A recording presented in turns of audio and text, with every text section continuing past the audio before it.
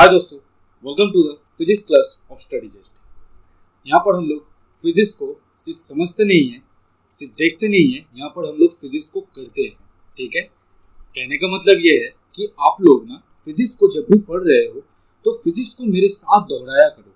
Physics को ऐसे नहीं है कि फिजिक्स सिर्फ मैं बोल रहा हूँ, आप लोग सुन रहे हो एंड देन उसे जब आप लोग रिवाइज कर रहे हो तब देख रहे हो, ऐसा नहीं है। फिजिक्स को अगर समझना है ना तो जैसे जैसे मैं बोल रहा हूँ वैसे आप भी अपने तरफ से कोशिश करो। फिजिक्स को अगर तुम 2 कदम फिजिक्स की तरफ आगे बढ़ाओगे ना तो फिजिक्स आपके लिए 10 कदम आगे बढ़ाने के लिए रेडी है। बट द पॉइंट इज कि फिजिक्स को समझने के लिए फिजिक्स के साथ अपने आप को ढालना पड़ता है। ठीक है, फिजिक्स ऐसा सब्जेक्ट है ही नहीं जो आपको कभी भी बोरिंग करे। फिजिक्स सब्जेक्ट ही ऐसा है जो आपको ऑलवेज ऑलवेज मोटिवेट रखेगा। क्यों? क्योंकि आप लोगों को अपने आसपास के आसपास में जो भी घटनाक्रम हो रहा है उसी के ऊपर बेस करके ना फिजिक्स आप लोगों को क्या करता है, उसी के ऊपर बेस करके फिजिक्स आप लोगों को थ्योरीज देता है एंड वो क्यों हो रहा है वो आप लोग हर एक वक्त जान सकते हो। ठीक है, तो फिजिक्स एक बहुत बड़ी पार्ट है। तो इसी तरह से जैसे हम लोगों ने करंट इलेक्ट्रिसिटी पढ़ा था, ईच एंड एवरीथिंग, हर एक पार्ट को हम लोगों ने डिस्कस किया था। तो आप लोगों को पता ही है कि करंट फ्लो होता है, क्या होता है, नहीं होता है एंड उसके ऊपर कैसे कैसे चार्जेस लगते हैं। ठीक है, तो ये सारा कुछ फिजिक्स का एक ऐसा पार्ट है ना जो आप लोग सिर्फ पढ़ के या फिर उसको रिवाइज करके या बुक से नहीं हो सकता। उसको समझने के लिए आपको फिजिक्स की तरह सोचना होगा, राइट? और वो काम आपके लिए स्टडीजिस्ट कर रहा है। ठीक है, चलो आज हम लोग क्या देखेंगे कि हीटिंग इफेक्ट ऑफ करंट। देखिए, विद्युत धारा जब किसी कंडक्टर से या सुचालक से, आप कह लो हिंदी भाषा में सुचालक से जब क्रॉस करता है ना तो उससे एक वर्क डन होता है ना भाई। अब कोई भी करंट अगर पस हो रहा है, कोई भी काम अगर तुम कर रहे हो तो उसका कुछ इफेक्ट तो होगा। तुम मान लो कि तुम दौड़ रहे हो, तुम मैदान पर दौड़ रहे हो तो उसका कुछ इफेक्ट तो होगा, राइट? तो उसी तरह से जब बिजली दौड़ती है तारों से तो उसके ऊपर भी कुछ इफेक्ट्स आते हैं, कुछ इफेक्ट्स हमें देखने को मिल जाता है। ठीक है, आज हम लोग बात करेंगे उसी इफेक्ट्स के बारे में जो कुछ इफेक्ट्स आते हैं एंड उसके रिलेटेड एक टॉपिक पर हम लोग आज डिस्कशन करेंगे। ठीक है, वो टॉपिक क्या है? Heating effect of current. चलो तो शुरू करते हैं आज की टॉपिक को। उससे पहले एक मिनट, मैं अपना पेन सेट कर लूँ भाई। है हाँ, चलो ठीक है। ये सब नया बात तो है नहीं जो मुझे आप लोगों को बताना है। जो कुछ भी बताना था वो ऑलरेडी मैंने बता दिया आप लोगों को। ये क्या है हम लोग का? ये हम लोग का यूट्यूब चैनल है स्टडीजिस्ट एकेडमी। इस पे जाके लाइक करो, सब्सक्राइब करो चैनल को। क्यों? क्योंकि इसके ऊपर ना बहुत सारे वीडियोस ऐसे हैं जो आते हैं, जैसे मोटिवेशनल क्लासेस हो गए जो आप लोगों को बताया गया है कि स्टडीजिस्ट की तरफ से एक्स्ट्रा दिया जाएगा आप लोगों को, जैसे मोटिवेशनल क्लासेस हैं या फिर कुछ ट्रिक्स एंड ट्रिक्स के बारे में कुछ क्लासेस होते हैं जो बैक कैलकुलेशन से आप चेक कर सकते हो कि आपका सम सही है भी या नहीं। ये सारा कुछ यहाँ से आप लोग कर सकते हो। यहाँ पे बहुत सारे ऐसे वीडियोस आते रहते हैं। ठीक है, चलो ये फेसबुक का पेज है, इसे लाइक कर लेना। ये टेलीग्राम का पेज चैनल है, इसे ज्वाइन करके रखो। क्यों? क्योंकि इसके ऊपर हम लोग का इंपॉर्टेंट पीडीएफ जाते हैं। ठीक है, और ये व्हाट्सएप कम्युनिटी है, इसको ज्वाइन करना बहुत जरूरी है क्योंकि यहाँ पर आप लोग 1-to-1 हम लोगों के साथ कोई भी क्वेश्चन वो आप लोग रेज कर सकते हो। ठीक है, इसके अलावा भी डिस्कशन फोरम है बट यहाँ पर बहुत फास्ट आप लोगों को रिप्लाई मिलेगा। डिस्कशन फोरम क्या होता है ना, एक टाइम में देखा जाता है उसको एंड ये कंटिन्यूअसली विजिट किया जाता है कि कोई भी अगर फैकल्टी के रिलेटेड, आपको मान लो कि आपको फिजिक्स के रिलेटेड कोई भी किसी चैप्टर में कोई इशू आ रहा है तो आप वहाँ पे जब भी क्वेश्चन करोगे ना तो टेक्निकल टीम क्या करेगा ना, मुझे तुरंत वो क्वेश्चन सेंड करेगा एंड मैं उसका रिप्लाई जितना जल्द हो सके मैं उसे प्रोवाइड करने का कोशिश करता हूँ। ठीक है, चलो, और बहुत ज्यादा जानकारी के लिए www.studyjust.in इस पे जाकर विजिट करो। ठीक है, चलो ये हम लोग का यूट्यूब पे स्टडीजेस्ट का ऐप है जो आपको गूगल प्ले से मिल जाएगा एंड इसे जरूर डाउनलोड करके रखो। क्यों? क्योंकि यहीं पर हम लोग का सारा कुछ क्लासेस यहीं पर आते हैं। ठीक है, चलो शुरू करते हैं आज की क्लास। आज की क्लास में हम लोग क्या देखेंगे? आज की क्लास में हम लोग देखेंगे कि इफेक्ट ऑफ करंट। जैसे मैं कह रहा था कि जब भी बिजली दौड़ती है तारों से तो कुछ ना कुछ इफेक्ट हम लोगों को देखने को मिल जाता है। ठीक है, वो इफेक्ट क्या होते हैं आज उसके ऊपर हम लोगों का डिस्कशन होगा। चलो देखते हैं यहाँ पर कि ये मान लो एक वायर है, ये मान लो एक वायर है। ठीक है, यहाँ से बिजली दौड़ रही है। अगर बिजली दौड़ रही है तो मैंने क्या बताया था आपको कि अब आप लोग फिजिक्स की भाषा में बात करोगे, ठीक है। करंट फ्लो कर रहा है मतलब इसके बहुत डिटेल में जाओ। करंट फ्लो कर रहा है मतलब इलेक्ट्रॉन की फ्लो हो रही है, ठीक है। जब भी उस इलेक्ट्रॉन की फ्लो को हम रोकने की कोशिश करते हैं, या कोई भी तार हो, कोई भी जिससे भी वायर से वो गुजर रहा है, कोई भी चीज आज तक दुनिया में आइडियल नहीं है, राइट। तो उसमें भी कुछ ना कुछ खामियां होंगी जो इलेक्ट्रॉन की फ्लो को रोकेंगी। अगर इलेक्ट्रॉन की फ्लो को रोक रहा है तो क्या है, उसी रोकने के काम को हम लोग फिजिक्स की लैंग्वेज में क्या कहते हैं, रेजिस्टेंस कहते हैं, ठीक है। इलेक्ट्रिक करंट जब पास करता है तो उसमें रेजिस्टेंस आता है। एंड ये इलेक्ट्रिक करंट जब पास होती है तो उसके ऊपर, उसके बेसिस पर हम लोगों ने क्या देखा कि बहुत सारा इफेक्ट, ये या फिर ये तार से गुजरे, कहीं से भी गुजरे इलेक्ट्रिक, कुछ इफेक्ट हम लोगों को देखने को मिल जाता है, ठीक है। वो इफेक्ट क्या है आज हम लोग उसी पर डिस्कस करेंगे। एंड उस इफेक्ट में से एक इफेक्ट है हीटिंग इफेक्ट, जो हम लोग का आज का टॉपिक है, ठीक है। चलो देखते हैं क्या क्या होता है। देखो, जब भी करंट फ्लो करता है ना, ऐसे किसी कंडक्टर से जब भी करंट फ्लो करता है तो तीन तरह का इफेक्ट हम लोगों को देखने को मिलता है। First is heating effect, second one is magnetic effect, third one is chemical effect, ठीक है। Third one is chemical effect. ये तीन तरह का इफेक्ट हम लोगों को देखने को मिल जाता है जब भी विद्युत धारा मतलब कोई भी कंडक्टिंग एलिमेंट से वो गुजरती है, कंडक्टिंग मटेरियल से वो गुजरती है, ठीक है। चलो हीटिंग इफेक्ट में क्या होता है भाई? हीटिंग इफेक्ट में ये होता है सर जी कि जब भी इलेक्ट्रिक करंट पास करती है कोई भी एक कंडक्टर से, तो वो उस कंडक्टर को गर्म कर देता है, ठीक है।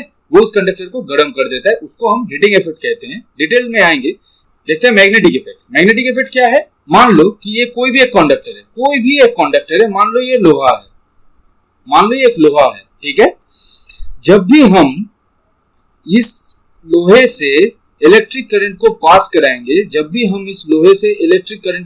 कराएंगे, तो क्या होगा, ये लोहा जब भी हम इलेक्ट्रिक करंट को पास कराएंगे इससे, ये लोहा एज ए मैग्नेट काम करने लगेगा। आप इसको प्रूफ भी कर सकते हो। यहाँ पर आप अगर लोहे के छोटे मोटे जो लोहे का टुकड़ा होता है वो अगर आसपास में बिखर दोगे तो आप देखोगे कि जब भी लोहे से, मान लो कि एक लोहा है जो एक कंडक्टर है, इलेक्ट्रिक कंडक्टर है ये, यहाँ से जब भी मैं इलेक्ट्रिक करंट पास करा रहा हूँ तो ये लोहा काम करने लगेगा एज ए मैग्नेट, और इसे हम इलेक्ट्रोमैग्नेट कहते हैं। उस टाइम में इसे हम इलेक्ट्रोमैग्नेट कहते हैं, ठीक है। क्यों? क्योंकि ये मैग्नेट सिर्फ तब तक रहेगा जब तक इलेक्ट्रिक करंट इससे से पास हो रही है। जिस दिन ये यहाँ से इलेक्ट्रिक करंट पास होना बंद हो जाएगा, वो लोहा फिर से अपनी पुरानी स्थिति पर आ जाएगा, जहां पर उसकी मैग्नेटिक इफेक्ट नहीं दिखेगा हमें, ठीक है। जब करंट पास कर रहा है इस लोहे से, तब हमें क्या देखने को मिलेगा, अगर आसपास में अगर हम लोहे की कंकड़, छोटे मोटे कंकड़ अगर रख दे तो देखने को मिलेगा आप लोगों को कि ये इसे अट्रैक्ट कर रहा है, राइट। इसे कहते हैं मैग्नेटिक इफेक्ट। इस पर भी आएंगे, विस्तार से आएंगे, इसके ऊपर बहुत बड़ा टॉपिक है ये, इस पर विस्तार से आएंगे। तो ये होता है मैग्नेटिक इफेक्ट। केमिकल इफेक्ट क्या होता है? मान लो जैसे कंडक्टर से तुम बोल रहे थे कि इलेक्ट्रिक करंट पास होता है, ठीक उसी तरह से मान लो कि ये एक सॉल्यूशन है जिसे हम कंडक्टिंग सॉल्यूशन कहते हैं। अगर यहाँ से इलेक्ट्रिक करंट पास होती है, तो ये सॉल्यूशन क्या बन जाता है?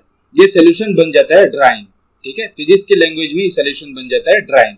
ये सॉल्यूशन कंडक्टिंग सॉल्यूशन है। कंडक्टिंग सॉल्यूशन है तो मैंने माना कि किस तरह का सॉल्यूशन, क्या मिला सकता हूं मैं वहां पर? मैं नमक मिला सकता हूँ, राइट। कॉमन सॉल्ट मिला सकता हूँ, NaCl को मैं वाटर से कंबाइन करके रखा है। ये एक सॉल्यूशन है जिसे हम कंडक्टिंग सॉल्यूशन कह रहे हैं। फिजिक्स की लैंग्वेज में इस सॉल्यूशन का नाम है electrolyte solution, right. Electrolyte solution, physics की लैंग्वेज में इस सॉल्यूशन का नाम है इलेक्ट्रोलाइट सॉल्यूशन। जब भी विद्युत की धारा वहां से गुजरेगी, जब भी इलेक्ट्रिक करंट वहां से पास करेगा, तो उस सॉल्यूशन को हम लोग क्या कहेंगे? ड्राइन कहेंगे। इलेक्ट्रिक करंट पास करने के साथ साथ हम लोगों को कुछ इफेक्ट देखने को मिलेगा। ये जो कंपाउंड है ना, ये कंपाउंड डिकम्पोज हो जाएगा। कैसे डिकम्पोज होगा? ये कंपाउंड डिकम्पोज होगा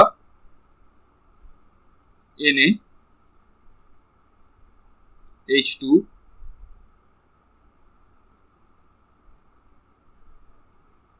केमिस्ट्री का टीचर नहीं हूं भाई, थोड़ा बहुत गलती हो जाएगा, ठीक है। H2Cl2 और NaOH, राइट, NaOH। ये जब भी हम मतलब कहने का मतलब ये है कि इसको अभी वैलेंसी को मत देखो या फिर इक्वेशन को मत देखो। कहने का मतलब मेरा ये है कि जब भी कोई इलेक्ट्रोलाइट सॉल्यूशन जैसे कंडक्टिंग सॉल्यूशन होता है, जैसे कंडक्टर से विद्युत धारा गुजरती है, ठीक उसी तरह से कंडक्टिंग सॉल्यूशन से भी इलेक्ट्रिक विद्युत धारा गुजरती है। जब भी इलेक्ट्रिक करंट एक कंडक्टिंग सॉल्यूशन से गुजरता है तो उसे हम ड्राइन कहते हैं। एंड जब वो क्रॉस करता है, जब उससे गुजरता है वो, तो उस वहां पे जो सॉल्यूशन जो जिससे बना है वो सॉल्यूशन NaCl हो या कुछ भी हो, जिससे वो सॉल्यूशन बना है, वो क्या होता है ना, डिकम्पोज हो जाता है अपने आयन पर। ये है chemical effect of electric current. ठीक है, इस इफेक्ट से हम लोगों को क्या क्या मिलता है? इस इफेक्ट से हम लोगों को बैटरी मिलते हैं। ठीक है, जो बैटरी आप लोग रिमोट में यूज करते हो, ठीक है, उस तरह का बैटरी सेल्स, ये सारा कुछ मुझे इस इफेक्ट से मिलता है। ठीक है, इस पूरे प्रोसेस को इलेक्ट्रोलिसिस कहते हैं, जो केमिकल इफेक्ट में आप लोगों को विस्तार से समझाएंगे। वो भी एक अपने आप में एक बहुत बड़ा टॉपिक है। अभी हम इस पर नहीं आ रहे हैं। अभी हम लोग का मेन टॉपिक ये है कि ये heating effect of electric current. हम लोगों को आज क्या देखना है? Heating effect of electric current.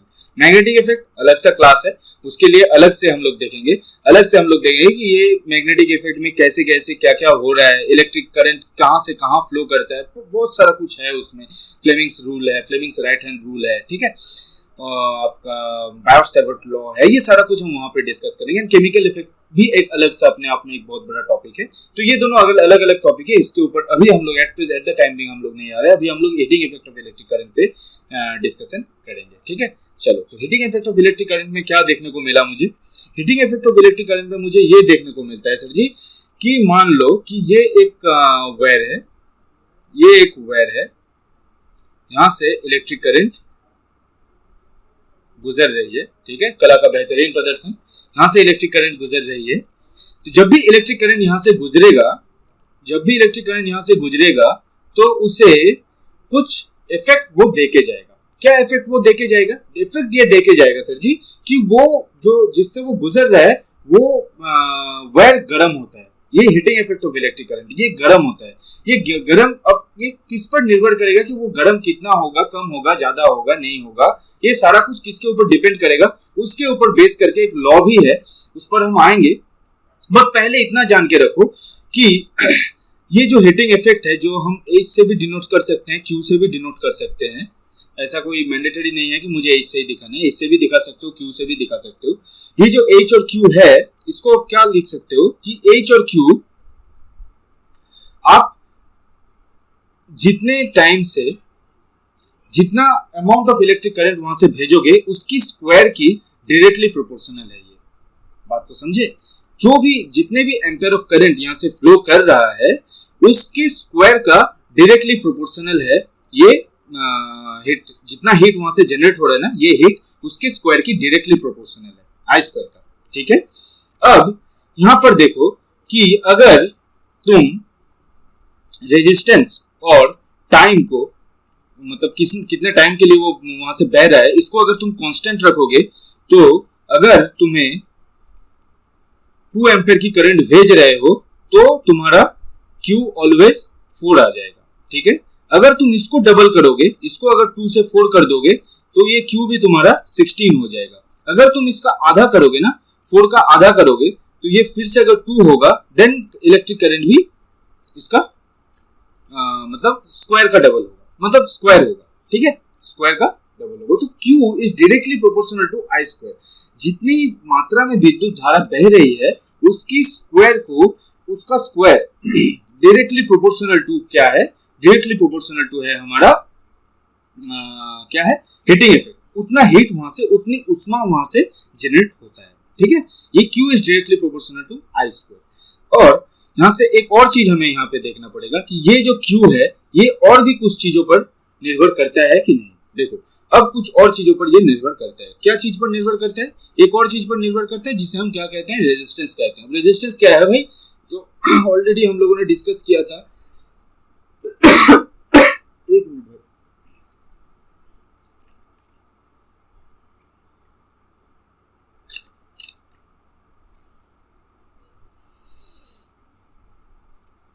Q जो है वो डायरेक्टली प्रोपोर्शनल टू रेजिस्टेंस है।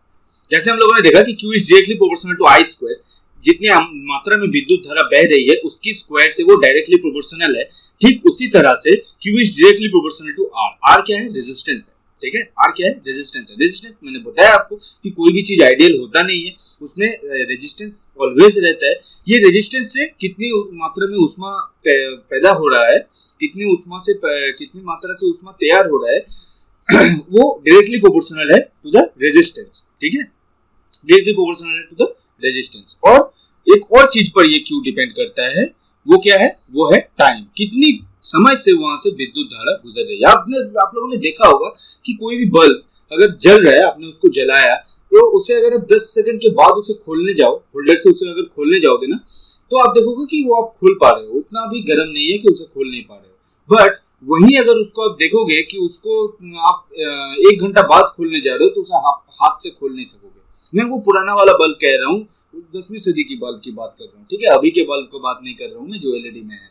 मैं उस बल्ब की बात कर रहा हूँ जो सर थॉमस अल्वा एडिसन ने बनाया था। वो उन्हें क्या मतलब सर क्यों मैंने बोला, देखो मैं उन्हें मानता हूँ कि वो बहुत मतलब उस सदी के सबसे बड़े इंस्पिरेशन थे। राइट, कोई भी इंसान, आप लोगों ने देखा होगा कि 1 बार 2 बार 50 बार फेल होने के बाद ना उनका मतलब मन उठ जाता है, उठ सा जाता है कोई भी काम करने से। ठीक है, वो इंसान एक ऐसा इंसान है, नंबर पे मत जाओ।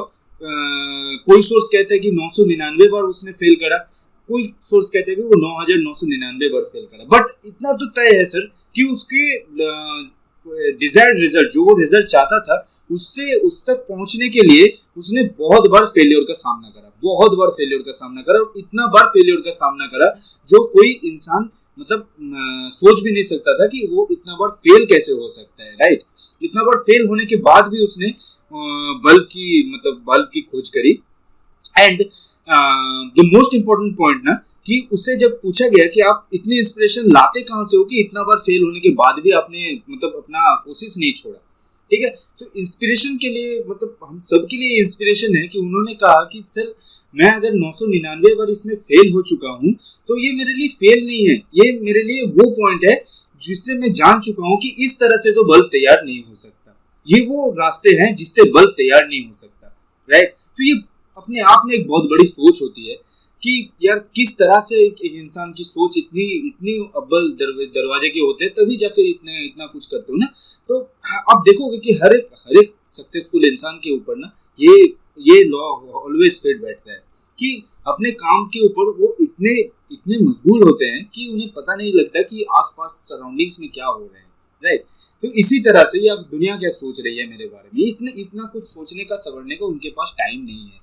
राइट, वो सिर्फ पागल है तो अपने सपनों के लिए पागल है, अपने जुनून के लिए पागल है। या तो जान दो या फिर जान लगा दो। राइट, इस थ्योरी पे बिलीव रखते हैं वो लोग। राइट, तो एनीवे ऐसे मोटिवेशन भी बीच बीच में आना जरूरी है। देखो यार, प्रिपरेशन जब भी कर रहे हो ना, किसी भी एग्जाम की प्रिपरेशन जब कर रहे हो, चाहे वो अपने स्कूल लेवल में हो या कोई भी कॉम्पिटिटिव एग्जाम की प्रिपरेशन कर रहे हो, तो एक कांस्टेंट फ्लो ऑफ मोटिवेशन आना बहुत जरूरी है। अगर फ्लो ऑफ मोटिवेशन कहीं पर नहीं आएगा ना, तो देखो लाइफ का ग्राफ ऐसा नहीं है भाई, लाइफ का ग्राफ ऐसा नहीं है कि मतलब ऐसा नहीं है कि ये ऐसा ही चलता जाएगा। राइट, इसे हम स्टैटिक कहते हैं। ये लाइफ की धारा नहीं है। लाइफ की धारा क्या है? लाइफ की धारा ऐसा है, ये कभी ऐसा होगा, कभी ऐसा होगा, कभी ऐसा होगा। राइट, ये कभी ऊपर जाएगा। आप आते हो बहुत सारे इंस्पिरेशंस को लेकर, ये धीरे धीरे घटता है, फिर आप बहुत नीचे तक चल जाते हो, फिर आप ऊपर उठते हो। राइट, तो ये नीचे से ऊपर उठना, जो इंसान ये सीख लेगा ना, यहाँ से ऊपर जाना, बस लाइफ उसके लिए आसान है। बट क्या होता है ना, अधिकतर इंसानों से गलती ये हो जाती है कि यहाँ से फिर ये ग्राफ ऊपर आ नहीं पाता है, वही इंसान फेलियर करता है, वही इंसान फेल होता है। ऐसा नहीं है कि हर एक के साथ मतलब सब कुछ हर वक्त सही हो। राइट, हर वक्त सबके साथ सही हो, ऐसा नहीं है ना।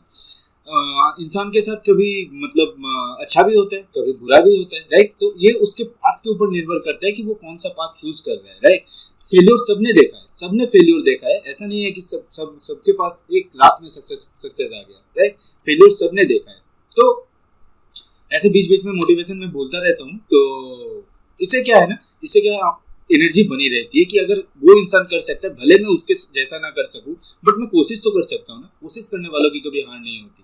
राइट, तो चलो आज हम लोग ये सब बातें तो होती रहेंगी। तो हम लोग क्या देख रहे थे, हम लोग देख रहे थे ये कि जो उष्मा जो पैदा हो रही है, जो उष्मा वहां से, जो हीट वहां से जनरेट हो रहा है due to the flow of electron, due to the flow of current, वो किस किस चीज के ऊपर डिपेंड करते हैं? वो चीज डिपेंड करता है सर जी रेजिस्टेंस के ऊपर, वो डिपेंड करता है टाइम के ऊपर, जैसे हम लोगों ने यहाँ देखा रेजिस्टेंस के ऊपर डिपेंड करता है, टाइम के ऊपर डिपेंड करता है, एंड फ्लो ऑफ करंट के ऊपर, फ्लो ऑफ करंट की स्क्वायर के ऊपर डिपेंड करता है। ठीक है, तो इसको हम देखते कैसे हैं?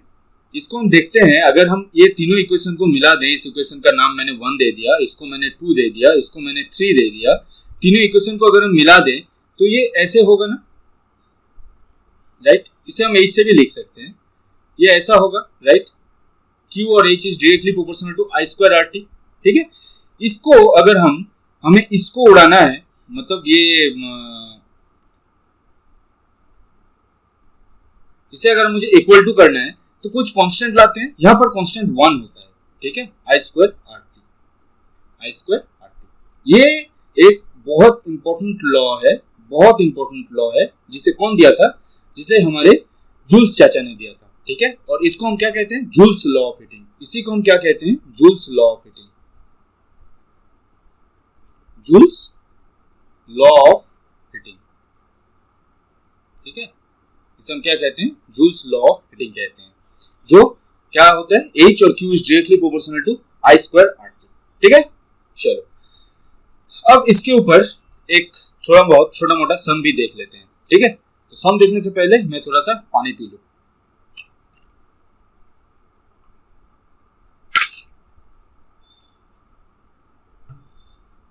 सम क्या है?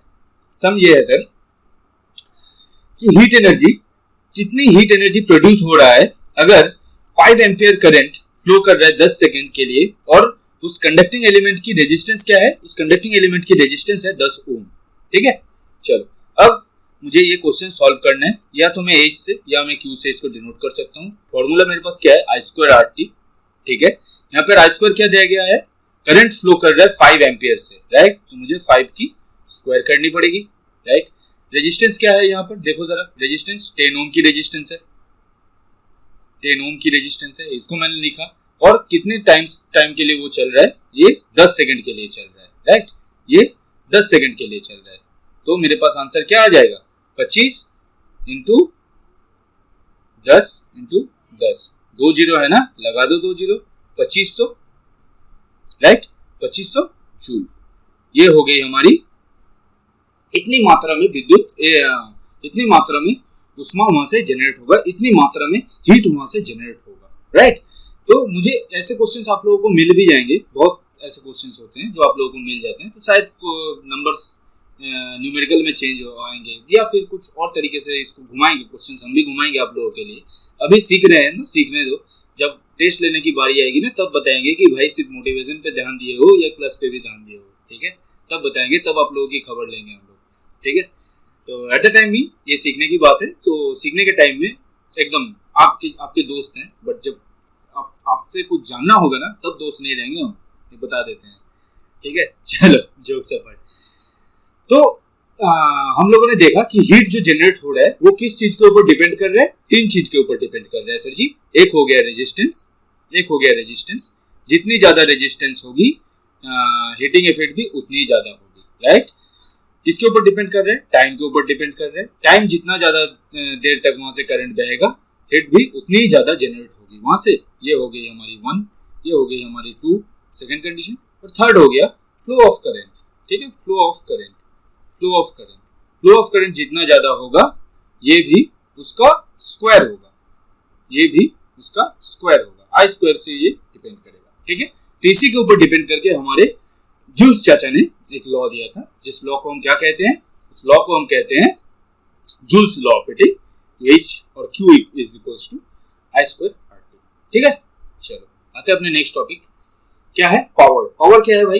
पावर है rate of work done, right? अब रेट ऑफ वर्क डन क्या कह दिया सर आपने? बताया तो था भाई, तुम चल रहे हो, कुछ काम तो कर रहे हो ना। ये मैं लिख रहा हूँ यहाँ पे बैठ के, कुछ काम तो कर रहा हूँ, तो ये विद्युत धारा भी गुजर रही है, उसको शौक नहीं है कि मैं यहाँ से यहाँ चलता हूँ, अरे यार छोड़ो यार, आज मैं दिल्ली से कोलकाता घूम के आता हूँ। ऐसा तो नहीं है ना, ऐसा कभी नहीं है। उसी काम से मतलब कोई भी विद्युत धारा भी गुजरती है भाई, उतनी भी बेकार चीज वो है नहीं, राइट? वो भी गुजरते हैं तो कुछ काम होता है, राइट। तो वो काम इसी रेट ऑफ वर्क डन, कोई काम वो करता है। और अब देखो भाई ये तो यूनिवर्सल ट्रूथ बन चुका है, रेट ऑफ वर्क डन मतलब रेट, जहां भी आप लोगों को रेट दिखेगा नीचे आपको टी लगाना है, इतना, ये तो यूनिवर्सल ट्रूथ है, राइट। अब वर्क डन, कैसा वर्क है, विद्युत धारा गुजर रही है भाई, कुछ ना कुछ काम तो करेगा। उसे शौक नहीं है भाई कि दिल्ली से मुंबई घूमने चलो, चलो यार आज गोवा घूमने चलो। अरे भाई गोवा का नाम ले तो हंसी आ गई ना चेहरे पर, पता है भाई, पता है, ऐसा नहीं है। तो उसे शौक नहीं है कुछ कि मैं चलो आज यहाँ से यहाँ घूमने चलता हूँ या वहां से यहाँ घूमने आता हूँ, ऐसा नहीं है। कुछ काम के लिए वो गुजर रही है, राइट। तो वो कुछ काम तो कर रही है, या तो फिर उष्मा पैदा कर रही है, या फिर मैग्नेटिक इफेक्ट तैयार कर रही है, या फिर आपके घर की बल्ब जलाने की कोशिश कर रहा है, ये कुछ काम ही वो कर रहा है, राइट। तो यहाँ पर रेट ऑफ वर्क डन मतलब यहाँ पे इलेक्ट्रिकल वर्क की बात कर रहा हूं मैं, electrical work upon time, right, electrical work upon time. तो ये इलेक्ट्रिकल वर्क एक्चुअली में होता क्या है, हम लोगों ने क्या देखा था, I equals to Q upon T, rate of flow of charge, यही ना है rate of work done, rate of flow of charge, किस दर से चार्ज फ्लो कर रहा है, उसी को हम लोग क्या कहते थे, rate of work done, right. तो रेट ऑफ वर्क डन कैसे होगा, rate of electrical work done, और मैं रेदर इसको मैं और सही तरह से बोलूं तो ये रेट ऑफ वर्क डन मतलब rate of electrical work done, ठीक है। तो ये electrical work upon T, I को हम कैसे डिनोट कर सकते थे, I equals to Q upon T. ये क्यू अपॉन टी, क्यू को हमने अभी देखा, क्यू और एच जो हीटिंग इफेक्ट मेरे लिए यहाँ पे पैदा कर रहा था, जो मतलब जो जनरेट हो रहा था हीटिंग इफेक्ट, तो उसको हम क्या लिख सकते थे, आई स्क्वायर आर टी, ठीक है, आई स्क्वायर आर टी। क्यू और एच जो हीटिंग इफेक्ट तैयार हो रहा था उसको हम क्या कह रहे थे, आई स्क्वायर आर टी। तो ये पावर क्या है ना भाई, ये पावर है क्यू अपॉन टी और क्यू अपॉन टी, और इसी को हम क्यू को अगर हम ऐसे लिखें I square R T by T, ये टी से टी गया तो P is equals to I square R, P is equals to I square R, ठीक है, P is equals to I square R. इसको हम लोग लिखते कैसे थे, इसको हम लिखते थे P is equals to I square R. इसे हम डिनोट कैसे करते हैं, इसे हम डिनोट करते हैं, देखो यूनिट कैसे निकालना है, यूनिट एक बहुत बड़ी चीज है। यूनिट को निकालने के लिए ना ऑलवेज बेसिक से यूज, मतलब बेसिक से फॉर्मूला को यूज करना सीखो, तब ना कभी कोई प्रॉब्लम आएगी ही नहीं, राइट, कभी कोई प्रॉब्लम नहीं आएगी। यहाँ पर देखो कि ये Q जो हीटिंग इफेक्ट, जो हीट जो मतलब जनरेट हो रहा था, उसको हम लोग कैसे डिनोट करते थे, उससे हम डिनोट करते थे जूल से, राइट। टाइम को हम लोग कैसे SI में डिनोट करते हैं, सेकंड से। तो ये यूनिट क्या ऐसे हो जाएगा, जूल पर सेकंड, राइट, हो जाएगा ना। इसे हम फिजिक्स के लैंग्वेज में एक और लैंग्वेज लिख देते हैं, इसे हम कहते हैं वाट। मामू वाट लगा दी, ऐसा वाट नहीं है, ये वाट है जो आप लोग बल्ब जलाते हो ना, घर में जो बल्ब जलाते हो 10 वाट का बल्ब, 20 वाट का बल्ब, वो एक्चुअली में क्या दिखाते हैं, वो एक्चुअली में शो करता है यही पावर, राइट। ये एक्चुअली में यही पावर वो शो करता है, power is rate of work done, कितना काम वो कर रहा है, मतलब काम देखो ऐसे, देखो इसको समझो, इसको ऐसे, वर्क डन मतलब कितने समय तक वहां से बिजली गुजरी, यही पावर है। देख लाते हो ना 10 वाट की बल्ब, 10 वाट की बल्ब अगर तुम ला रहे हो तो मतलब आपको पता है कि वो एक टाइम तक उसकी मतलब उससे जो वो एनर्जी कंज्यूम करेगा बल्ब, वो 100 वाट की बल्ब से बहुत कम एनर्जी कंज्यूम करेगा। तभी रात भर नाइट बल्ब लगा के सो जाते हो आप लोग, राइट। क्यों, क्योंकि इससे ज्यादा मीटर उठने वाला है नहीं, एंड पापा से डांट नहीं पड़ने वाला है, ठीक है। तो एक्चुअली में ये होता ये है कि रेट ऑफ वर्क डन, अब भाई तुम जितना काम करोगे तुम्हें एनर्जी भी तो उतनी ज्यादा चाहिए होगी। अब तुम्हें जाना है, मान लो कि 10 किलोमीटर तक जाना है, तो चलो तुम 2 बॉर्नवीटा का बोतल ले लिए, वहां खाते खाते पहुंच गए। अब वही मैं 10 किलोमीटर की जगह को मैं 100 किलोमीटर बढ़ा देता हूँ, तो तुम्हें ज्यादा एनर्जी की जरूरत होगी, राइट। तो ज्यादा एनर्जी की जरूरत होगी मतलब ज्यादा एनर्जी तुम कंज्यूम कर रहे हो। कोई भी वर्क अगर कर रहा है, जैसे भाई तुम जैसे हो, इलेक्ट्रिसिटी भी वैसा ही है, तुम उसे ज्यादा देर तक चलाओगे तो उसे एनर्जी भी ज्यादा चाहिए होगा ना। तो इसीलिए 10 वाट की बल्ब की जगह से उसे अगर 100 वाट की बल्ब में तुम कन्वर्ट करोगे तो 100 वाट की बल्ब में क्या होगा, वो एनर्जी ज्यादा कंज्यूम करेगा, राइट। तो वो हमें पता कैसे चलेगा, वो हमें पता चलेगा P इज इक्वल्स टू मतलब रेट ऑफ वर्क डन से, वो कितना काम कर रहा है, कितनी काम कर रहा है, वो उसके ऊपर डिपेंड करता है उसका पावर, राइट। जैसे 10 वाट की बल्ब है, उससे जो लाइट तुम्हारे घर में होता है, जो 100 वाट की बल्ब है उससे जो घर में तुम्हारे लाइट होता है, दोनों में बहुत ज्यादा अंतर है, राइट। इसी अंतर से तुम्हें पता चल जाता है कि ये पावर मतलब वो जो अप्लायंस में यूज कर रहा हूँ उसकी पावर क्या है, राइट। तो उसको हम लोग वाट से डिनोट करते हैं या फिर जूल पर सेकंड से हम लोग डिनोट कर सकते हैं, ठीक है।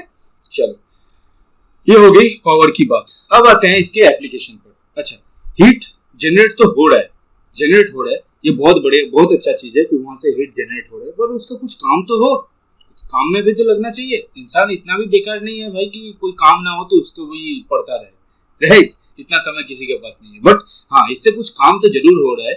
वो जो हीट जो जनरेट हो रहा है उससे कुछ काम तो जरूर हो रहा है, ठीक है। आप लोगों ने देखा होगा घर में आपने इलेक्ट्रिक प्रेस जो आप लोग आयरन जिसे कहते हो या स्त्री कहते हो, कुछ ऐसा है। मेरा हिंदी उतना ज्यादा शुद्ध नहीं है, मेरे हिंदी पे मत जाओ नहीं तो दिक्कत हो जाएगी, ठीक है। मेरे लिए ट्रेन चलनी मतलब ट्रेन चलता है और चलती है दोनों सेम है, ठीक है। तो मुझे कुछ इसके ऊपर मतलब ट्रेन को फीमेल क्यों बोलते हो इसका अभी तक कोई भी प्रॉपर रीजन मेरे पास नहीं है। तो चलो कोई बात नहीं। Electric press, electric fuse wire, CFL का फुल फॉर्म बताओ जल्दी से। CFL का फुल फॉर्म बताओ। Compact fluorescent lamp. तो जो CFL बल्ब जलाते हो या फिर अपने घर का जो बल्ब जलाते हो, एडिसन वाला बल्ब, या इलेक्ट्रिक प्रेस जो आप लोग यूज करते हो अपने कपड़े आयरन करने से पहले, कभी भी घूमने जाना हो मम्मी पापा के साथ, ठीक है, मम्मी पापा के साथ घूमने जाना हो तो जो इलेक्ट्रिक प्रेस आप लोग यूज करते हो अपने कपड़े के ऊपर, या फिर इलेक्ट्रिक फ्यूज वायर जो होते हैं, जो मतलब कोई भी बंदा अगर इलेक्ट्रिक फ्यूज वायर लगाना सीख जाए ना तो वो अपने आप को बहुत बड़ा इलेक्ट्रिशियन समझने लगता है, ठीक है। तो ये सारा चीज एप्लीकेशन ही है heating effect of electric current का। हम लोग एक एक करके धीरे धीरे इसको सबको देखेंगे, ठीक है। चलो पहले आते हैं बल्ब पर। बल्ब क्या है? बल्ब वो चीज है सर जी जो जलाने से लाइट हो जाती है, प्रकाश आता है, ठीक है। हम लोग रात में भी देख पाते हैं, ठीक है ना। यही काम है बल्ब का, ऐसा ही है ना। चलो ऐसा ही है बल्ब, ठीक है। मैं थोड़ा सा पानी पी लेता हूँ, 1 मिनट।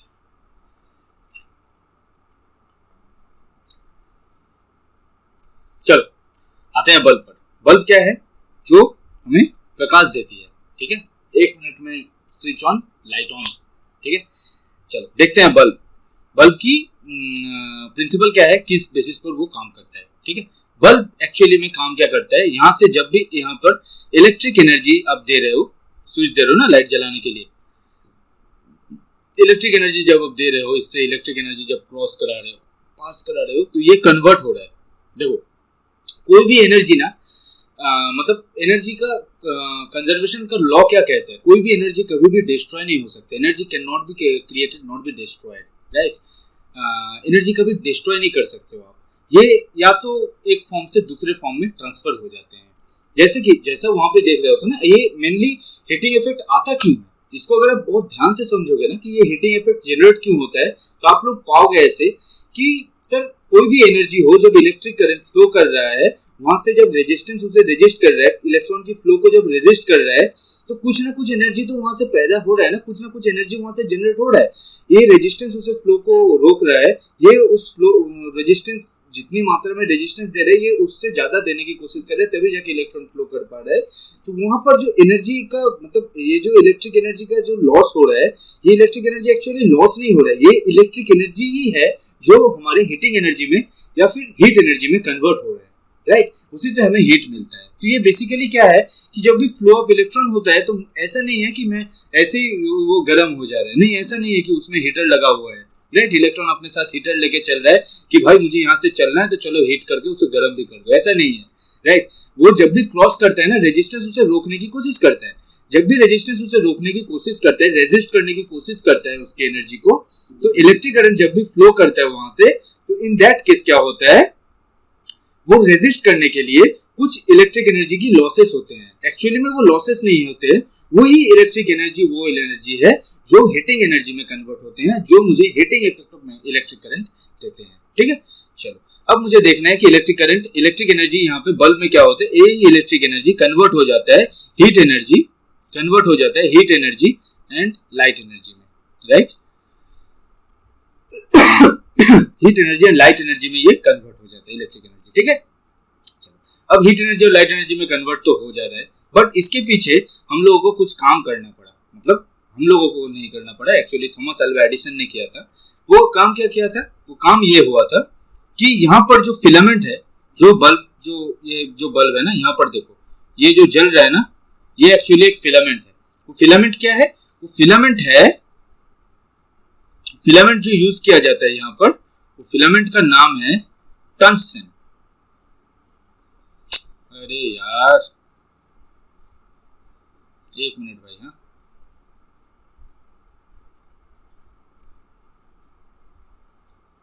ये टंगस्टन यूज किया जाता है। तब इसको यूज करने के लिए कुछ ना कुछ रीजन होगा, है ना। उसको सपना तो नहीं आया होगा कि भाई तू इतना बार फेल हो चुका है, तू टंगस्टन की जगह तू कॉपर यूज कर ले, तू सिल्वर यूज कर ले, ऐसा तो नहीं है ना। उसने इतना बार वो आदमी फेल हुआ है तो उसके पीछे कुछ ना कुछ रीजन तो होगा। वो फेल इसलिए हुआ है कि उसको ये फिलामेंट किससे बनाना है, हर एक चीज के ऊपर उसने रिसर्च करा। हर एक चीज के ऊपर रिसर्च करते करते वो इतना बार फेल हुआ। एंड मुझे हम लोगों को ये थ्योरी, ये थीसिस दिया जो हम लोगों ने 1 मिनट में पढ़ लिया कि वो टंगस्टन से यूज होता है। क्यों? क्योंकि टंगस्टन जो है ना, इसकी मेल्टिंग पॉइंट बहुत हाई है। ठीक है, इसको यूज करने का रीजन क्या है? इसका जो मेल्टिंग पॉइंट है ये बहुत हाई है। ठीक है, मेल्टिंग पॉइंट जो है बहुत हाई है। अब इसको हाई क्यों रखना है? देखो बात ये है, अगर मेल्टिंग पॉइंट हाई नहीं होगा तो क्या होगा कि जब भी वो बल्ब मतलब इलेक्ट्रिसिटी जनरेट होगा, वो रेजिस्ट करेगा एंड उसको जैसे जैसे वो हीट होता रहेगा, उसकी मेल्टिंग पॉइंट अगर लो रहेगी तो हर एक दिन आपका एक बल्ब फ्यूज होगा। एंड जो जिस दुकान से आप लाते रहे हो बल्ब, वो इंसान एक दिन आपसे मतलब करोड़पति बन जाएगा। ठीक है, जो कंपनियां बल्ब बनाती है, मतलब सारे वर्ल्ड में सबको, हर कोई काम छोड़कर देखना बल्ब बनाने लग जाएगा। क्यों? क्योंकि हर एक दिन वो फ्यूज होने वाला है और हर एक दिन एक आदमी उसे खरीदने वाला है। ठीक है, तो ये एक्चुअली टंगस्टन यूज करने का रीजन ही मेनली ये था कि उसकी मेल्टिंग पॉइंट बहुत हाई है। अब मेल्टिंग पॉइंट क्योंकि उसकी हाई है तो उसे बहुत देर तक उसे सहन कर सकता है उस हीट को, एंड हमें कॉन्टिन्यूअस लाइट दे सकता है। ठीक है, हालांकि हर एक चीज का एक लाइफ होता है, एक न एक दिन उसको मतलब टूटना ही है। तो उसके लिए भी कुछ पॉइंट्स हैं जो हम लोग डिस्कस करेंगे अभी, कि इसको भी लाइफ कैसे बढ़ाते हैं। ये सारा कुछ आज बल्ब के ऊपर पूरा थीसिस लिख दोगे आप। ठीक है, तो ये फिलामेंट किसके ऊपर है? ये फिलामेंट टंगस्टन का बना हुआ होता है। ठीक है, इसकी मेल्टिंग पॉइंट बहुत हाई होती है।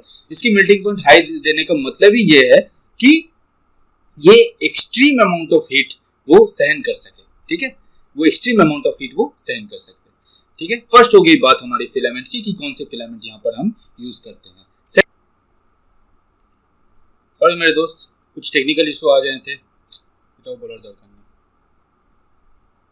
सेकंड पॉइंट है हमारा, सेकंड जिसके ऊपर ये डिपेंड करता है वो क्या है? Reflecting surface. ये जो रिफ्लेक्टिंग सरफेस है ना, ये प्लेन मिरर का बना हुआ रहता है। ये जो रिफ्लेक्टिंग सरफेस है ये प्लेन मिरर का बना हुआ रहता है। राइट, ये प्लेन मिरर का बना हुआ रहता है। ठीक है, चलो कुछ टेक्निकल इश्यूज आ रहे हैं, शायद थोड़ा बहुत प्रॉब्लम होगा, बट मैं कोशिश करता हूँ इसको ज्यादा से ज्यादा इसे नेग्लेक्ट किया जाए। ठीक है, चलो अब काम कर रहे हैं। हाँ, तो सेकंड जो है, ये हम लोग का फर्स्ट देख लिया हम लोग फिलामेंट। सेकंड जो है वो है हम लोग का रिफ्लेक्टिंग सरफेस। रिफ्लेक्टिंग सरफेस क्या है मेरे भाई? रिफ्लेक्टिंग सरफेस प्लेन मिरर का बना हुआ रहता है।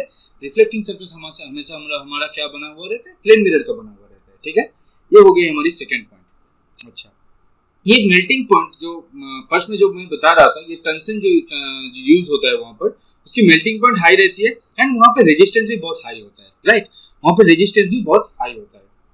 तो वो रेजिस्टेंस और मेल्टिंग पॉइंट दोनों सहन करने की क्षमता है इसमें, दोनों सहन करने की क्षमता है इसमें।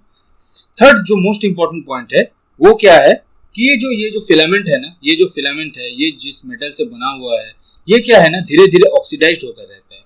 अब जब भी ये ऑक्सीडाइज्ड होगा तो आप लोगों ने देखा होगा कि बल्ब के नीचे छोटे छोटे काले काले का दाने वहां पे जम जाते हैं। राइट, तो आप लोग उसी से पता लग जाता है आप लोगों को कि ये बल्ब अब ज्यादा दिन चलने वाला है नहीं, नया लेने का टाइम आने वाला है। राइट, लैंप या फिर सीएफएल में आप लोगों ने देखा होगा काला पड़ जाता है। राइट, मुंह के साइड में ऐसे ये बल्ब है मान लो, यहाँ पर ये काला पड़ जाता है। ठीक है, तो ये सारा कुछ क्या होता है? ये सारा कुछ बेसिकली इसलिए होता है कि ये धीरे धीरे जो मेटल्स है ना, वो धीरे धीरे ऑक्सीडाइज्ड होते रहते हैं। अब वो अगर ऑक्सीडाइज्ड हो जाएंगे तो वो टूट टूट कर गिरते रहते हैं। ठीक है, तो इसलिए हम क्या करते हैं, इसलिए हम इस बल्ब के अंदर ना less oxidizing agent, less reacting agent को हम लोग गैस के रूप में भर देते हैं। वो क्या है? वो आप आर्गन ले सकते हो, कोई भी इनर्ट ले सकते हो, आप आर्गन ले सकते हो, क्रिप्टॉन मत ले लेना, आर्गन ले सकते हो। वो क्या है ना, वो बहुत ज्यादा क्या है, लेस रिएक्टिव है। क्यों? अब ये लेस रिएक्टिव क्यों है, इसके ऊपर देखो, फिजिक्स को केमिस्ट्री के साथ जोड़ोगे, केमिस्ट्री को फिजिक्स के साथ जोड़ोगे ना, तो मजा ही कुछ और है। ये लेस रिएक्टिव क्यों है, इसके ऊपर कुछ कारण है। ये इनर्ट गैस है। इनर्ट गैस मतलब, इनर्ट गैस सर वो गैस है ना जिसकी वैलेंसी आउटर सेल में इलेक्ट्रॉन या तो 2 है या फिर 8 है, वो कंप्लीट है, मतलब उसकी वैलेंसी कंप्लीट है।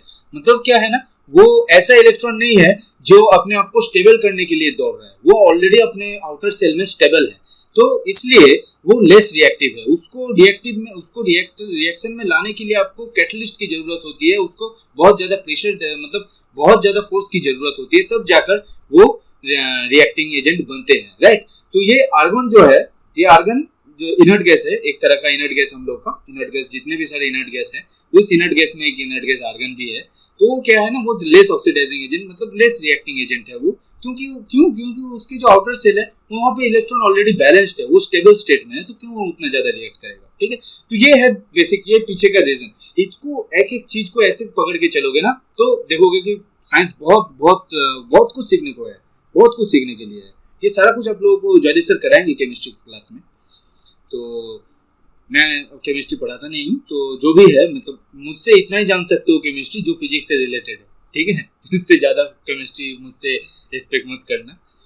तो फिर आर्गन क्या है, आर्गन मैंने बता दिया आर्गन क्या है, अब बताने की जरूरत नहीं है। तो हम लोग क्या करते हैं ना, उसकी बल्ब की लाइफ को बढ़ाने के लिए, बल्ब की लाइफ को बढ़ाने के लिए इनर्ट गैस आर्गन हो गया, ऐसे तरह का गैसेस हम लोग वहां पे भर देते हैं ताकि उसकी लाइफ बढ़ सके, राइट। वो जितना कम रिएक्ट करेगा उतनी ज्यादा उसमें वो नीचे जो छोटा छोटा काला काला जो आप लोग डॉट्स देखते हो, या फिर बल्ब में या सीएफएल में देखते हो ना मेनली, कि वो काला पड़ जाता है, ये सारा कुछ बहुत कम होता है, ठीक है।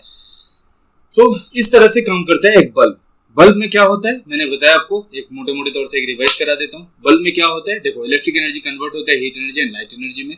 अब ये बल्ब की जो फिलामेंट है वो टंगस्टन से बना हुआ होता है। क्यों? क्योंकि इसके ऊपर इसको हाई मेल्टिंग पॉइंट सहन करने की क्षमता चाहिए है, क्योंकि वो बहुत ज्यादा हीट हो जाता है। इसकी जो मेल्टिंग पॉइंट है ना, वो कितना है जानते हो, ये लगभग 3800 डिग्री सेल्सियस में है। एंड बल्ब जो जलता है ना, 100 वाट की जो बल्ब जलता है, वो करीबन इतना हीट प्रोड्यूस कर देता है, ठीक है, करीबन इतना हीट प्रोड्यूस कर देता है फिलामेंट में, तभी जाकर ये टंगस्टन उसे सहन कर लेता है, क्योंकि उसकी मेल्टिंग पॉइंट कुछ 300 डिग्री सेल्सियस में होता है, ठीक है। तो इतनी पैदा कर देता है वो इलेक्ट्रिक बल्ब। तो पॉइंट इज, टंगस्टन यूज करने के मेन रीजन क्या है, मेन रीजन यही है कि इसकी मेल्टिंग पॉइंट बहुत हाई है, वो हाई रेजिस्टेंस को मतलब सहन कर सकता है, टूटता नहीं है जल्दी, हाई रेजिस्टेंस को सहन करने के लिए।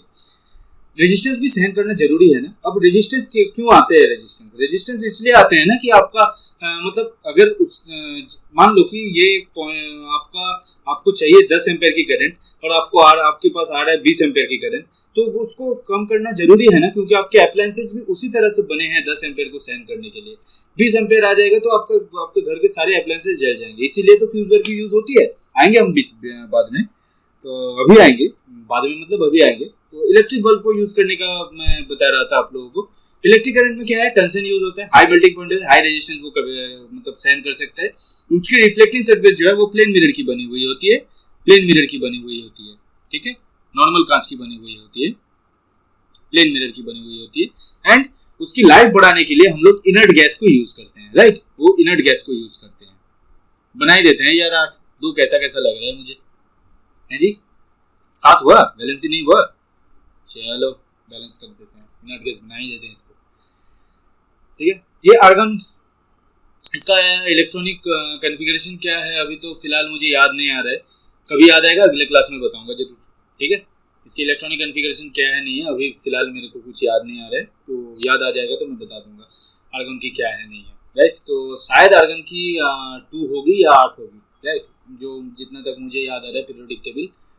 पीरियोडिक टेबल आप लोग जब याद करते हो तो कुछ इसी तरह से याद करना, ठीक है। जैसे होता है ना, बहुत सारा ट्रिक्स होता है, लीना करब से फरियाद, ये वो फलाना ठिकाना, बेटा मांगे कार स्कूटर, ऐसा करके बहुत सारा ट्रिक्स है, देख लेना, वो सारे ट्रिक्स बताए जाएंगे आप लोगों को। तो अभी फिलहाल मुझे याद नहीं आ रहा है, तो इसलिए मैं बता नहीं रहा हूँ, इस पर ज़्यादा कुछ थीसिस में लिखने वाला हूँ। तो इनर्ट गैस हम लोग मेनली यूज क्यों करते हैं, इनर्ट गैस मेनली हम लोग यूज इसलिए करते हैं क्योंकि वो लेस रिएक्टिव होते हैं। क्योंकि उसके आउटर सेल में इलेक्ट्रॉन बैलेंस होते हैं, वो स्टेबल रहते हैं, वो इसलिए वो लेस रिएक्टिव होते हैं। लेस रिएक्टिव होगा तो कम ऑक्सीडाइज होगा, कम ऑक्सीडाइज होगा तो वो कालापन मुझे कम देखने को मिलेगा एंड उसकी लाइफ ज्यादा होगी। ठीक है, चलो ये हो गई बल्ब की क्लास। अब आते हैं अपने नेक्स्ट टॉपिक पर, जो हम लोग का क्या है, इलेक्ट्रिक आयरन। क्या है हम लोग का next topic, electric iron. Electric iron में क्या है, देखो इसको,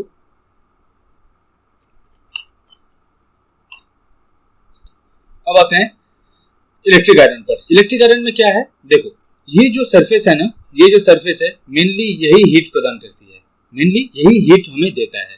ठीक है, जिससे हम अपने कपड़े आयरन करते हैं। ठीक है, तो ये आयरन से मतलब ये किससे बना हुआ होता है, ये एक चीज तो आप लोगों को पता चल ही गया होगा कि ये जिस भी चीज से बना हो इसकी मेल्टिंग पॉइंट हाई होनी चाहिए, वो रेजिस्टेंस उसमें रेजिस्टेंस हाई होनी चाहिए, राइट। क्योंकि देखो भाई, रेजिस्टेंस जितना ज्यादा होगा ना, ये देखो यहाँ पे आपने देखा ना, Q is directly proportional to R, तो रेजिस्टेंस जितना ज्यादा होगा हीट भी उतनी ज्यादा आएगी। ठीक है, हीट भी उतनी ज्यादा आएगी, तो रेजिस्टेंस भी यहाँ पे हाई होना है। एंड ये मेटल जो है यहाँ पर, जो हम लोग जो मटेरियल यूज करेंगे, इसकी मेल्टिंग पॉइंट भी हाई होनी चाहिए। ठीक है, मेल्टिंग पॉइंट भी हाई होनी चाहिए।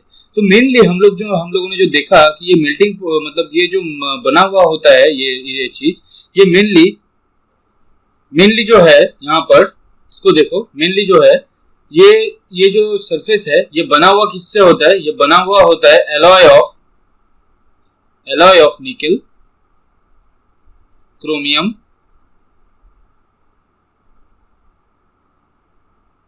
आयरन एटसेट्रा, इसकी बना हुआ होता है वो। ठीक है, क्यों, क्योंकि ये सारा कुछ गुड कंडक्टर ऑफ इलेक्ट्रिसिटी है। फर्स्ट थिंग इज ये इलेक्ट्रिसिटी को गुड कंडक्टर होता है।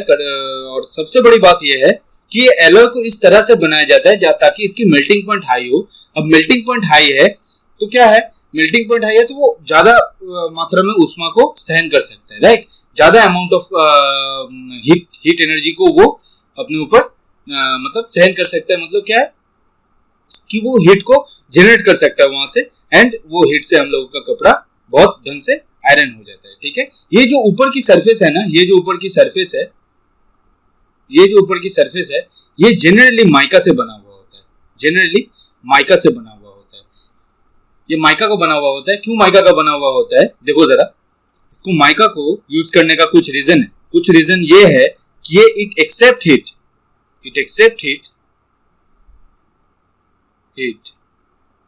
and get heated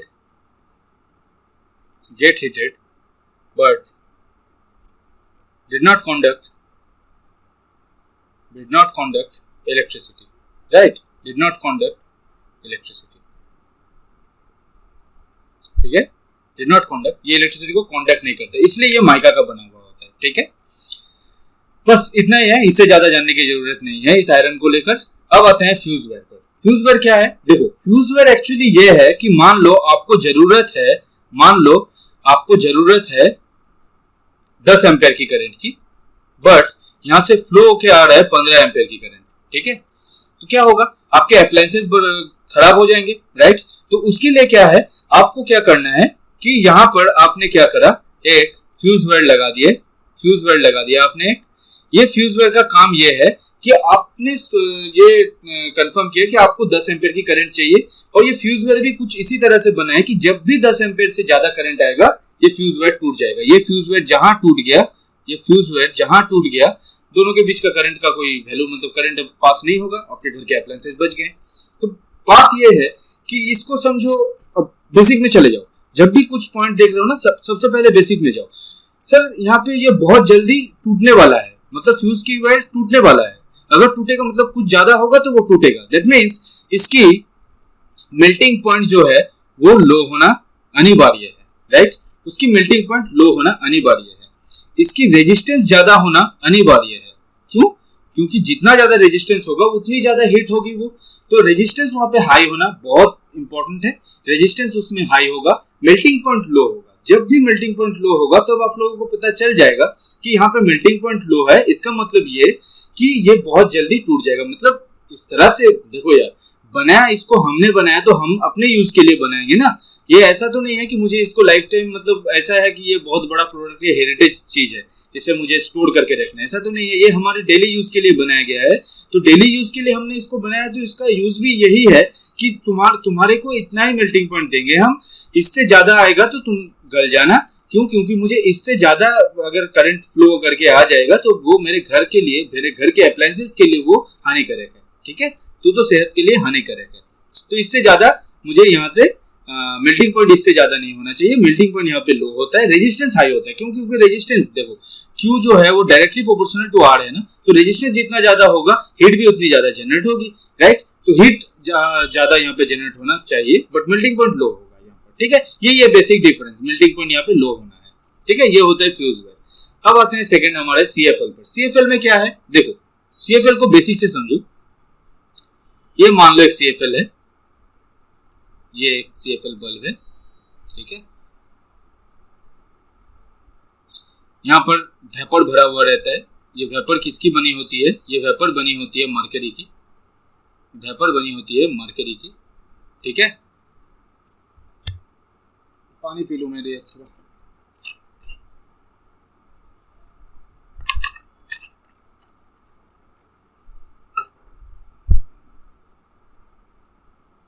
यहाँ पर बेरियम ऑक्साइड रहता है। क्या रहता है यहाँ पर? Barium oxide. यहाँ पर बेरियम ऑक्साइड रहता है, ठीक है। जब भी हम इलेक्ट्रिसिटी को क्रॉस कराने की कोशिश करते हैं इस बेरियम ऑक्साइड से, तो यहाँ से इलेक्ट्रॉन इमिट करना शुरू करते हैं, इलेक्ट्रॉन का फ्लो करना शुरू होता है, ठीक है। और ये जो वेपर है, ये वेपर मरकरी का है। ये मरकरी का वेपर आयोनाइज हो जाता है। क्या बताया मैंने? बेरियम ऑक्साइड से जब भी क्रॉस करते हैं, मैंने इलेक्ट्रिक करंट को जब भी वहां से क्रॉस कराया, तो वहां से इलेक्ट्रॉन फ्लो करना शुरू करता है। वो इलेक्ट्रॉन क्या करता है? अंदर बैठे मरकरी वेपर को आयोनाइज कर देता है। जब ये मरकरी वेपर आयोनाइज हो जाता है, तब ये mercury vapour fourth form of matter में चले जाते हैं, फोर्थ फॉर्म ऑफ मैटर में चले जाते हैं, ठीक है। Fourth form of matter. अब बताओ मुझे फोर्थ फॉर्म ऑफ मैटर होता क्या है, या फिर मुझे ये बताओ कि मैटर की तीन फॉर्म, पहले तीन फॉर्म भी क्या है। देखो पहले तीन फॉर्म है सॉलिड, लिक्विड एंड गैस। ये हो गए ना three form of matter. Fourth form of matter क्या है? फोर्थ फॉर्म ऑफ मैटर ये है प्लाज्मा, ठीक है।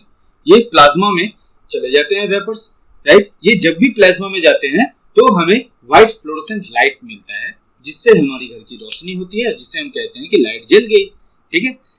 चलो बेरियम ऑक्साइड से तो बात समझा आपने। बेरियम ऑक्साइड से जब भी इलेक्ट्रिसिटी पास होता है, तो वहां से इलेक्ट्रॉन एमिट करना शुरू करता है। अंदर बैठे वहां पे मरकरी का वेपर होता है, जो मरकरी की वेपर आयोनाइज हो जाती है। जब भी मरकरी की वेपर आयोनाइज हो जाएगी, तो वो फोर्थ फॉर्म ऑफ मैटर में चले जाएंगे, जिसे हम प्लाज्मा कहते हैं।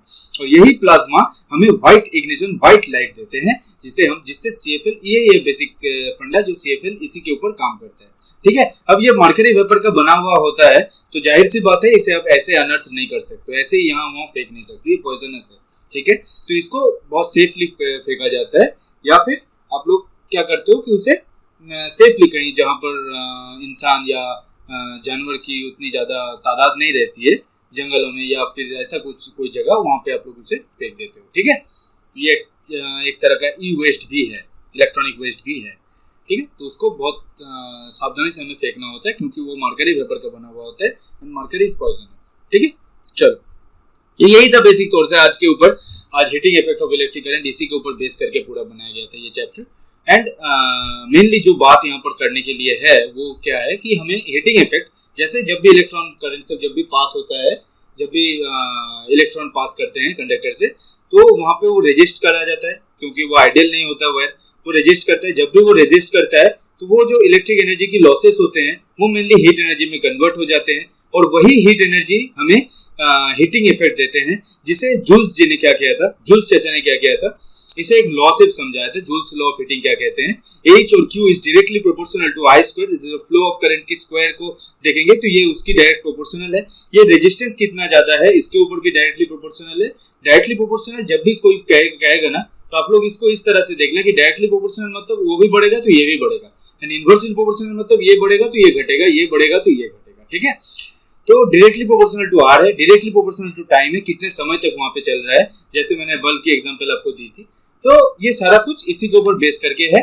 एंड यहाँ से heating effect of electric current मुझे हम लोग कैसे जनरेट होता है, कैसे ऊष्मा का आदान प्रदान होता है, कैसे ऊष्मा वहां से तैयार होता है, तो वो सारा कुछ मैंने यहाँ पे देखा। उसके बाद हम लोगों ने उसकी एप्लीकेशंस पे देखा, पावर देखा हमने क्या होता है। उसके बाद हम लोगों ने एप्लीकेशन देखा, बल्ब कैसे काम करता है, सीएफएल कैसे काम करता है, इलेक्ट्रिक आयरन कैसे काम करता है, ठीक है। तो और भी कुछ चीजें यहाँ पे आएंगे, मतलब अब जो भी क्लासेस होगा हीटिंग इफेक्ट उतना ही था, joules law of heating and power वहीं पे खत्म। उसके बाद जो भी क्लासेस होंगे वो एप्लीकेशन के ऊपर होंगे, तो एप्लीकेशन की क्लासेस और भी आएंगी। अभी एट द टाइमिंग इतना काफी है, तो धीरे धीरे वो भी क्लासेस आएगा, जैसे आएगा आप लोगों को नोटिफाई कर दिया जाएगा, ठीक है। चलो फिर मिलते हैं अगले टॉपिक पर। अगला टॉपिक हम लोगों का क्या होगा, अगला टॉपिक हम लोगों का होगा मैग्नेटिक इफेक्ट ऑफ करंट, ठीक है, and then chemical effect of current. तब तक के लिए टाटा बाय बाय, सायनारा।